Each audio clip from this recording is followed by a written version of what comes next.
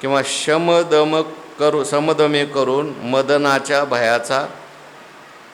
मदनाच्या भयाचा नाश करणारे दयासागर आहेत.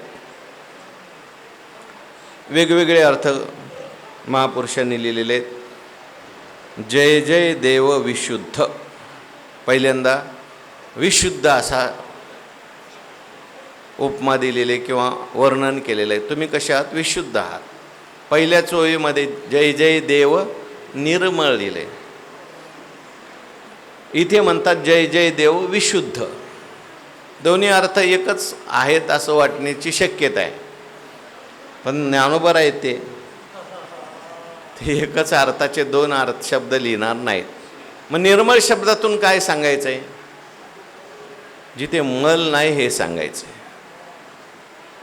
म्हणजे ते व्यतिरेकाने सांगितलं आहे, निषेधमुखाने सांगितलं आहे. पण जरी मळ नसला तरी सुद्धा हे शुद्ध आहेत हे इथं सांगायचं. बरेच वेळेला मळ नसतो पण तेवढी शुद्धी नसते.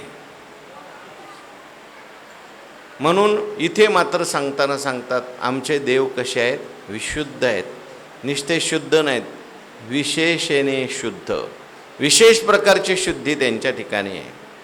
जय जय वो शुद्धे, तिथे आपण वर्णन केलं होतं. म्हणजे त्यांच्या ठिकाणी जसं आपण मागे पाहून आलो, ही शुद्धी जी आहे ही प्राप्त करून घेतलेली शुद्धी नाही, सिद्ध असलेली शुद्धी आहे. म्हणून शुद्ध जसा पाठ आहे तसा सिद्ध सुद्धा पाठ आहे. परमात्म्याच्या ठिकाणी असलेली जी शुद्धी आहे ही असलेली मूळची शुद्धी आहे. कशाने प्राप्त झालेली? दुसऱ्या वस्तूच्या संबंधाने प्राप्त झालेली शुद्धी नाही. उलट निरुपाधिक असाही अर्थ केलेला आहे. ज्याच्या ठिकाणी कसल्याच प्रकारची अशुद्धी नाही अशी शुद्धी आहे. किती जरी अशुद्ध असला पदार्थ तरी त्याला सुद्धा शुद्ध करतात. आपली शुद्धी न बिघडवता त्याला शुद्ध करतात. म्हणून संत कसे आहेत? देव कसे आहेत? विशुद्ध आहेत. संतांचे नि अंग लगे, पापाते जिनने गंगे, तंतेने संत संगे, सुचित्व कैसे. मनोने असो तो ऐसा, सुचित्वे तीर्था कुवासा, जेने लंघविले दिशा मनोमळ. एक शुद्धी घेता येईल मनामध्ये. संतांचेने अंग लगे, पापाते जिनने गंगे, याचा विचार आपण पहिल्या निर्मळ शब्दावर केला की तीर्थांना सुद्धा जे तीर्थत्व येतं ते त्यांच्यामुळे येतं. म्हणून जयाचे नाव तीर्थराव म्हटलं.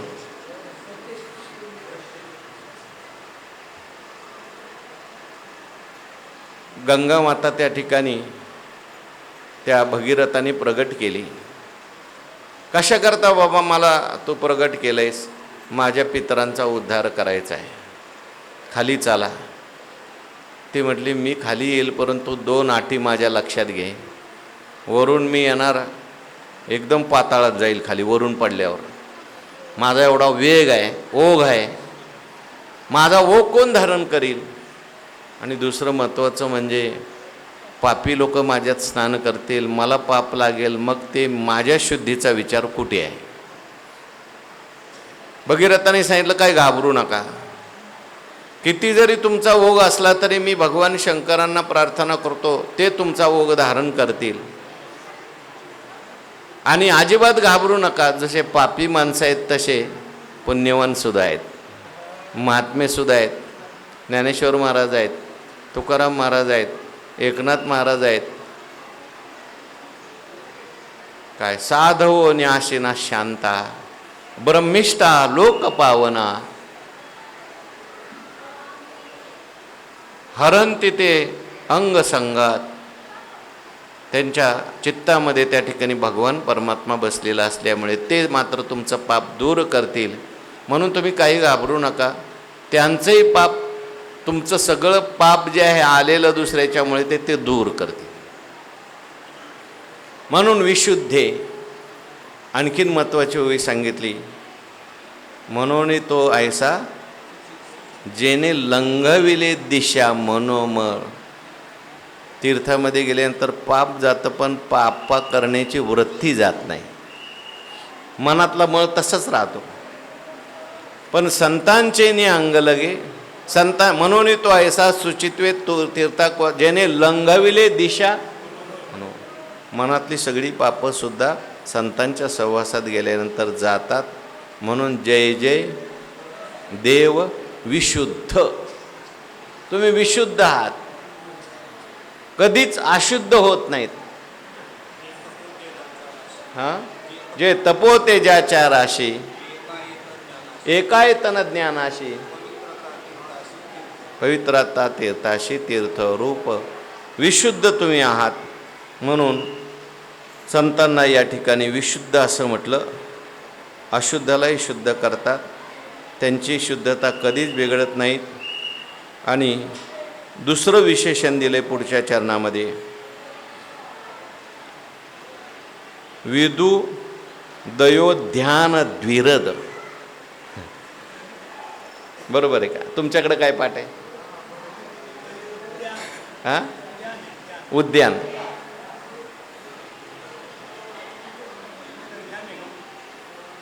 नाही, ध्यानच आहे.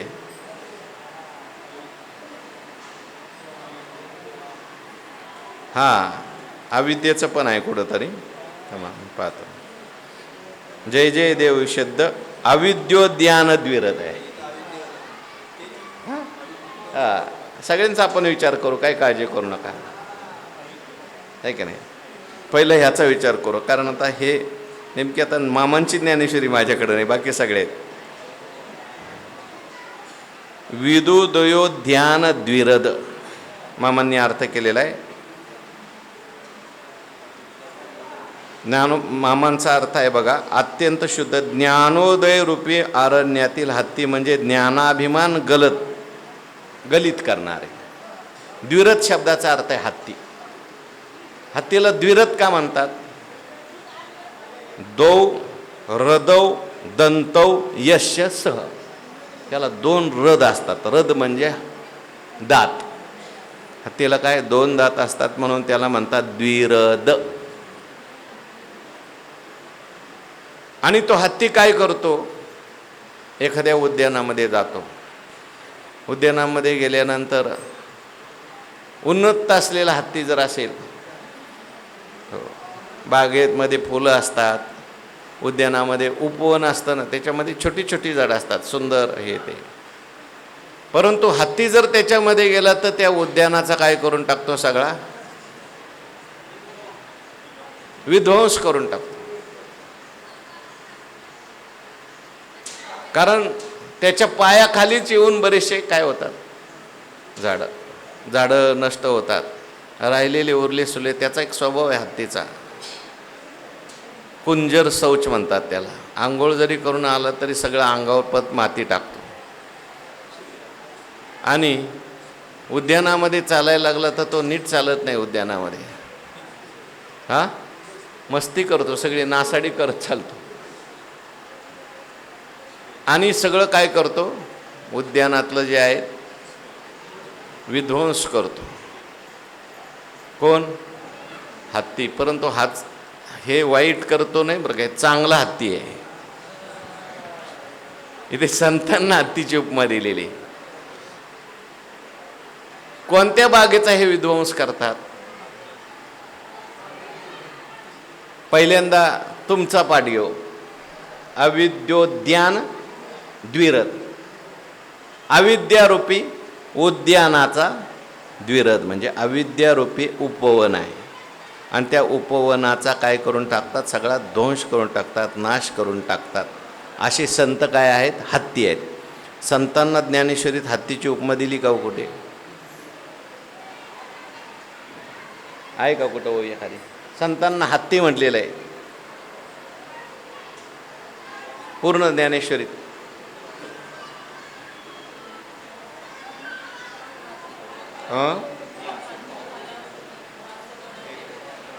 हाती खाला फुली,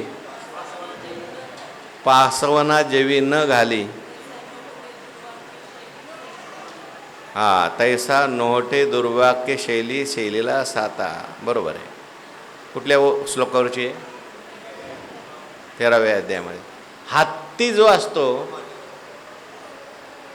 त्या हत्तीला जर फुलाने मारलं, हाती हाला फुली.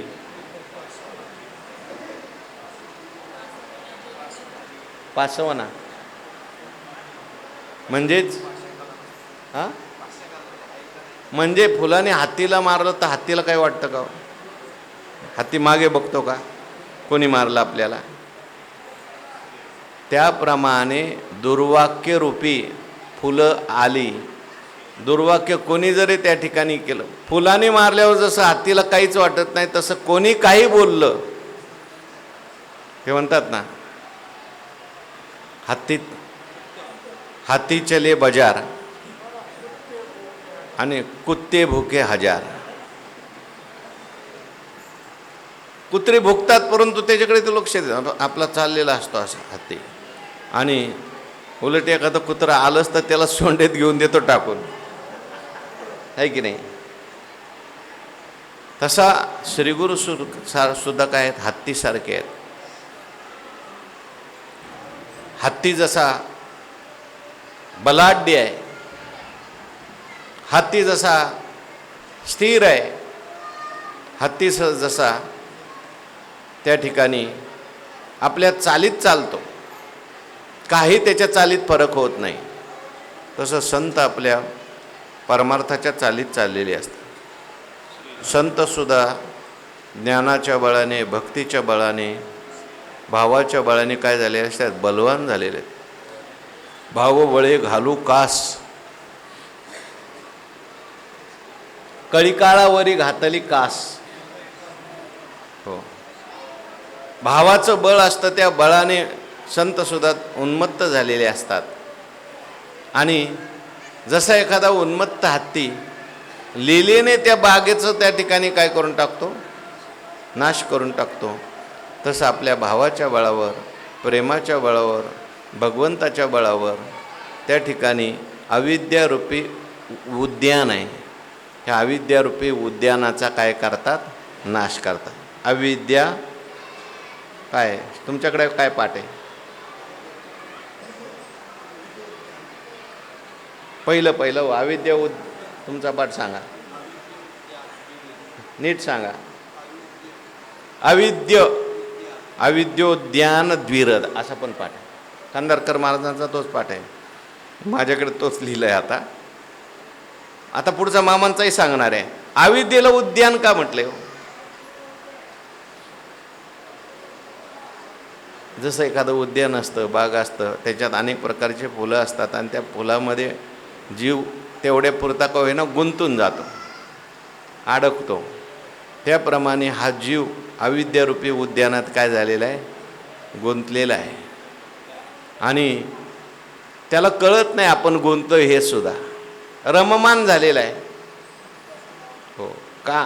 काय? आयुष्य मापाया बैसला मापारी, तुकारे व्यवहारी संसाराचे. त्या ठिकाणी जीव जे आहेत, ल्यावे खावे बरे असावे सदैव. परंतु असं असल्यानंतर त्या अविद्यारूपी उद्यानात हे जीव सगळे रममान झालेले असताना श्री गुरु रूपे हत्ती त्या उद्यानात येतो. आणि आल्याबरोबर हे सगळं अविद्यारूपी त्या जीवाच्या जीवनातलं अविद्यारूपी उद्यान जे आहे, उपवन आहे, बाग आहे, ती काय करतो? विध्वंस करून टाकतो. अविद्येचे अनिदा विश्वस्वप्नाचा हा दांदा. अविद्येला बाग म्हटलेलं सांगावं. संत येतात आणि ही विषयाची बाग जी आहे ती काय करतात? सगळी उधळून लावतात. विषयाचं मिथ्यात्व सांगतात, विषयाचा दोष दर्शन करून देतात आणि अविद्यारूपी उद्यानाला काय करतात? ते अविद्योद्यान द्विरद. आता मामासाहेबांचा जो पाठ आहे त्याचा विचार करू आपण. विदुदयोद्यान द्विरद. काय? विदू तुमच्याकडे कोणता आहे? तोच आहे ना, विदू. हां, विदुदयोद्यान द्विरद असा पाठ आहे. आणि याचा अर्थ करताना मामाने असा केलाय, ज्ञानोदय रूपी अरण्यातील हत्ती, म्हणजे ज्ञानाभिमान गलत करणं. विदुदयोद्यान म्हणजे विद्वान लोक जे आहेत त्यांचं उद्यान. त्या ठिकाणी आम्ही विद्वान आहोत, ज्ञानाचा ज्यांना अभिमान झालेला आहे, असं जे आहे ते उद्यान. ज्ञानाचा अभिमान झालेला उद्यान म्हटलेलं आहे. असे लोक जिथं आहेत, असे जीव जिथं आहेत की ज्यांना शब्दज्ञान झालेलं आहे आणि त्यांना वाटतं आता आम्हाला काय झालेलं आहे, ज्ञान झालेलं, ब्रह्मज्ञान झालेलं आहे, आम्हाला काही करायची गरज नाही. विद्या अल्पपरी गर्व शिरोमणी, मज होनी ज्ञानी कोण आहे. तुकाराम महाराज म्हणतात, विकाल तेथे विका, माती नाव ठेवणी बुक्का. तुम्हाला विकायचं आहे ना, माती विकतात लोक बुक्क्याच्या नावाने काळी करून. पण कुठपर्यंत तुकाराम महाराज आले नाही तोपर्यंत. तोवरी जंबुकरी गर्जना, जवत्या पंचानना देखील नाही. जंबूक म्हणजे कोल्हा, गर्जना करतो पण सिंहाला पाहिलं नाही तर सिंहाला पाहिलं की पळून जातो. तोवरी वैराग्याच्या गोष्टी, जवरी सुंदर नारी दृष्टी देखील नाही. हे सगळे दृष्टांत दिले तुकाराम महाराजांनी. परंतु शेवटी सांगतात, जोवरी तुक्याचे दर्शन झाले नाही, तोवरी ब्रह्मज्ञानाच्या गोष्टी. तुम्ही ज्ञानाच्या गोष्टी किती करा, पण तुका म्हणे मज कळते चाचणी, बडबडीची वाणी अथवा तुझं ज्ञान खरं आहे का नाही खरं आहे का मला कळतं. म्हणून हे विद्वान जे आहेत, विदुदयोद्यान, जोवरी तोवरी सांगती संतपणाची या गोष्टी, जव नाही भेटी तुकयाची. म्हणून तुकाराम महाराजांचं दर्शन झालं नाही तोपर्यंत संतपणाच्या गोष्टी तुम्ही सांगा, वैराग्याच्या गोष्टी सांगा, परंतु खरं आहे का खोटं हे मला कळतं. म्हणून विदुदयोद्यान, विद्वान लोकांचं उद्यान. त्याच्यात सुद्धा ह्या विद्वान लोक त्या शब्द विज्ञानामध्ये त्या ठिकाणी रममान होतात, त्या उद्यानामध्येच रममान होतात. हो, सुंदर सुंदर शब्द बोलतात, शब्दफेक करतात, रस निर्माण करतात आणि विद्वत्तेच्या गोष्टी सांगतात. पण असं जे विद्वान आहे, ज्यांना ज्ञानाचा अभिमान झालेला आहे, त्याच्यात तुकाराम महाराज रूपी हत्ती आला. ते द्विरद म्हटलंय, त्याला 2 दात आहेत, बलवान आहेत. तुकाराम महाराज आल्याबरोबर त्या विद्वानांच्या उद्यानाचा काय करतात, सगळा ध्वंस करतात, म्हणजे त्यांच्या ज्ञानाचा अभिमान घालवतात.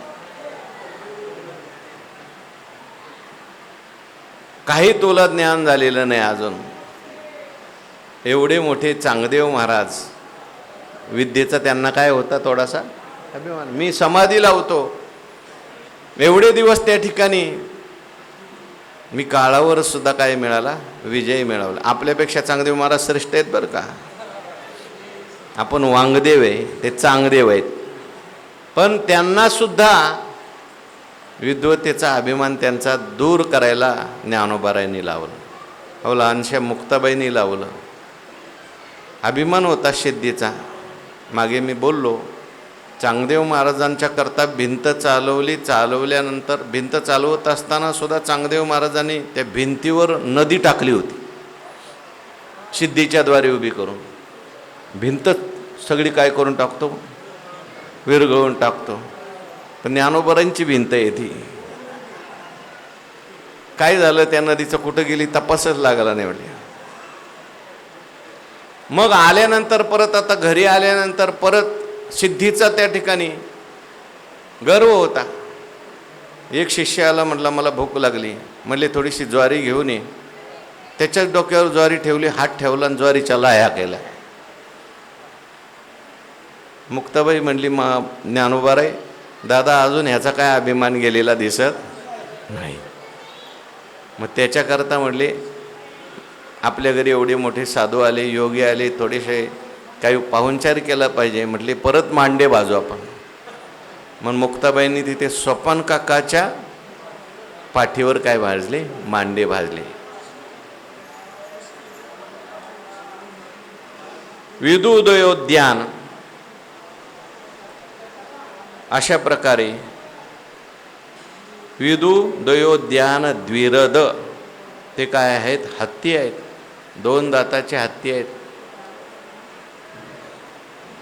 आणि त्या प्रखर ज्ञानाच्या दंताद्वारे, प्रखर भक्तीच्या दंताद्वारे ते आपल्या भक्ताच्या जीवनातलं ज्ञानाचा अभिमान असेल, अविद्येचा अभिमान असेल, अविद्येचं त्या ठिकाणी उपवन असेल, याचा काय करतात, नाश करतात.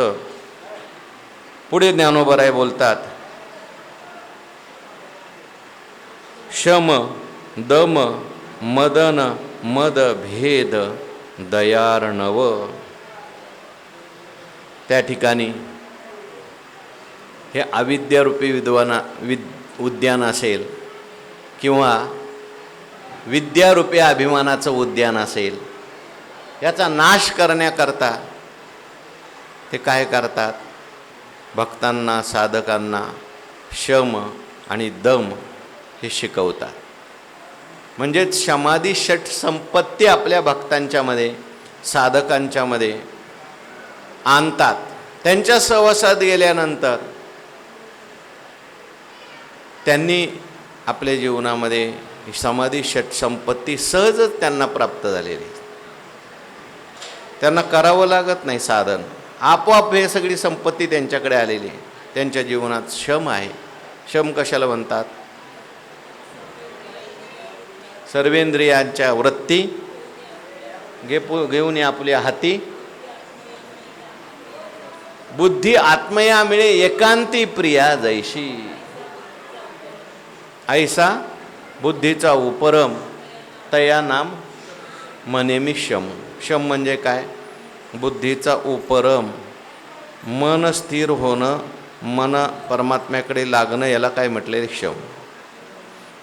म्हणून शमची व्याख्या सांगितली. परत सांगा पहिली ओवी, सर्वेंद्रियांच्या वृत्ती घेऊन आपल्या हाती. सगळ्या इंद्रियांच्या वृत्ती पहिल्यांदा आपल्या हातात घ्यायच्या.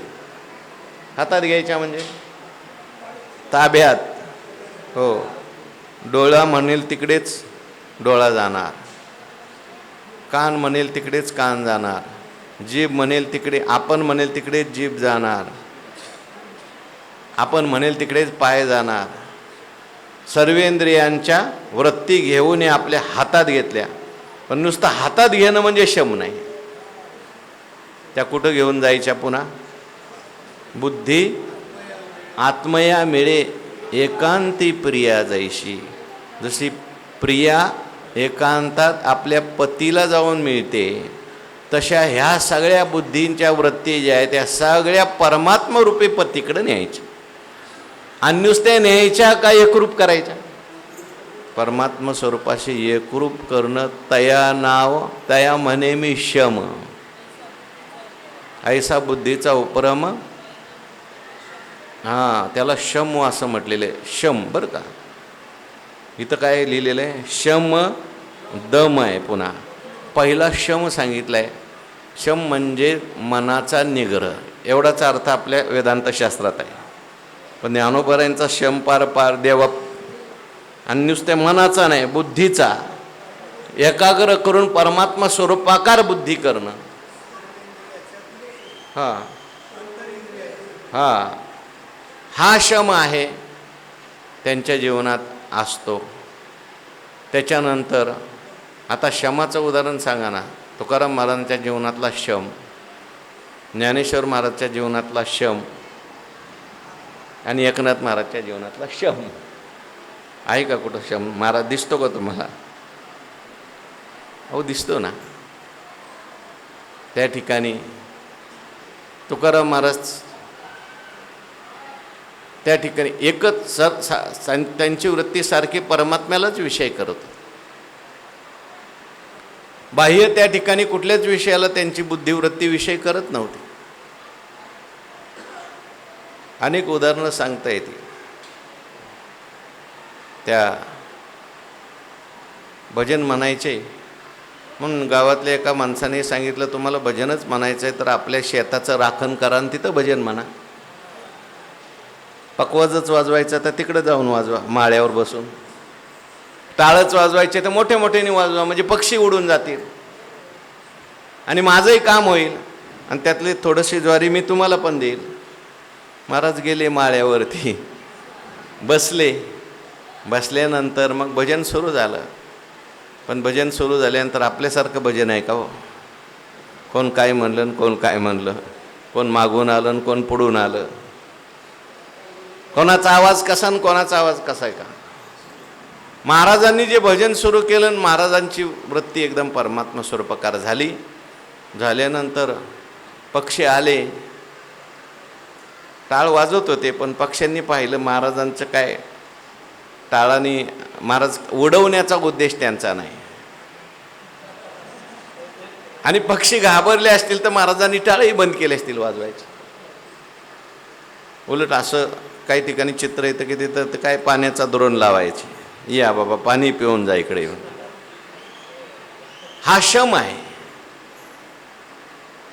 एकनाथ महाराजांच्या जीवनात शम आपल्याला पाहायला मिळतो. शम नंतर दम, शमानंतर दम म्हणजे इंद्रिय निग्रह. बाह्येंद्रियांचे धेंडे, पिटोने विधीचे नि दंडे, नेदीच अधर्माकडे कहीच जावो. बाह्येंद्रियाचे धेंडे, बाह्येंद्रिय म्हणजे धेंड आहे, धेंड. मोठी मोठी धेंड आहेत, त्याला एका धेंडाला आवरावं तर दुसरं धेंड पुढं जातं. ही बाह्य इंद्रिय सगळी जी आहेत, कोणती कोणती बाह्य इंद्रिय? कर्मेंद्रिय, हात असतील, पाय असतील, जीभ असेल, हे सगळी बाह्य इंद्रिय जी आहेत ही सगळी काय आहेत? धेंड आहेत. त्यांना आवरणं कठीण आहे, बलवान आहे ते. बलवान इंद्रिय ग्रामो विद्वांसमपि कर्षती म्हटलं. अर्जुनाने भगवंताला गारानं केले ना. बलवान आहेत इंद्रिय, मन बलवान आहेच, पण इंद्रिय सुद्धा बलवान आहेत.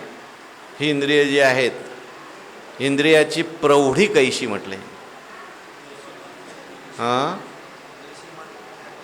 जैसे मंत्रज्ञाते विवसी बोला, तशी इंद्रिय सुद्धा भुलवतात, ऐकत नाहीत. अशी असलेली बलवान असलेली इंद्रिय, आणि या इंद्रियांना इंद्रियांचे धेंडे, पिटून विधीचे नि दंडे. विधीच्या मार्गाने, विधीच्या दांडका हातात घ्यायचं, म्हणजे विधीने त्यांना सेवन करायला लावायचं. शास्त्र त्यांना दाखवायचं, हे शास्त्रात काय सांगितलं आहे हेच खायचं, शास्त्रात काय सांगितलं आहे तेच ऐकायचं, शास्त्रात काय सांगितलं आहे तिकडेच जायचं. पिटोन विधीचे नि दंडे, नेदी इंद्रियाचे तोंडे. निषिद्ध जे आहे ते इंद्रियाच्या तोंडात अजिबात जाऊ देत नाही, फक्त विहितच सेवन करायला लावतो. आणि विहिताचं आचरण केलं की हळूहळू इंद्रिय काय होतात? वश होतात. याला दम असं म्हटलेलं आहे. आणि असा दम, शम दम त्यांच्याद्वारे ते काय करतात? मदनाचा भेद म्हणजे नाश करतात. मदन शब्दाचा अर्थ आहे काम. आणि हा जो काम आहे, हा काम फार त्या मदन मदभेद, काम गर्विष्ठ झालेलं आहे. कारण त्याला माहिती आहे आम्ही बऱ्याच लोकांना जिंकलेलं आहे. हे सामान्य किरकोळ मज कामाचे निघाये, ब्रह्माकन्येशी धरू जाये, पराशरे केले काय भोगिली दिवा दुर्गंधा. काय धडक मारिली शंकरा, केला ब्रह्म्याचा मातेरा. इंद्रा चंद्रा दरारा, येडका मदन तो केवळ पंचानन. हा नुसता येडका नाही, पंचानन आहे, म्हणजे सिंहासारखा आहे, धडका मारतो. आणि त्याला अशा धडका मारून त्याला गर्व झालेला आहे.